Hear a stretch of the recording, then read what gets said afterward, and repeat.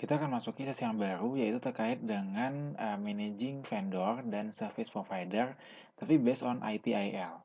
Nah, di sini kita akan melihat dulu ada beberapa fakta. Yang pertama adalah terkait dengan kalkulasi risiko yang terbesar itu justru berasal dari pihak vendor. Nah, di sini ada angka-angka, data-data di mana dari sumber-sumber pelanggaran yang sering terjadi pada kasus, yaitu ada dari internal, lalu dari eksternal, dan dari vendor.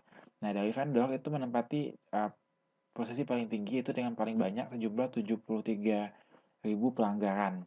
Nah, data ini kita peroleh itu dari verizonbusiness.com terkait dengan data breach report-nya. Nah, untuk fakta yang kedua, ini ada beberapa alasan terkait dengan terminasi kontrak untuk vendor sebelum masa kontrak itu berakhir. Ini untuk skala dunia yang kita ambil dari Sedon pada tahun 2002, di mana untuk kita bisa lihat penyebabnya yang pertama adalah terkait dengan miss deadline, tapi itu hanya mendapatkan sekitar 18% saja.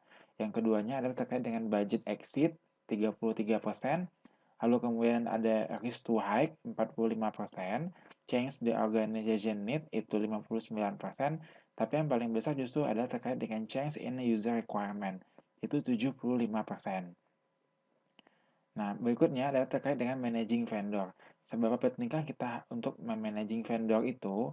Nah, ini yang akan kita bahas pada sesi ini. Itu ada terkait dengan purpose-nya apa, lalu dengan bagaimana main proses, coverage-nya bagaimana, kontak database-nya bagaimana, lalu terkait dengan trigger, input, dan output, lalu ada juga mengenai key role and responsibilities, lalu terkait dengan challenge and risk, CSF, dan yang terakhir adalah terkait dengan metrics.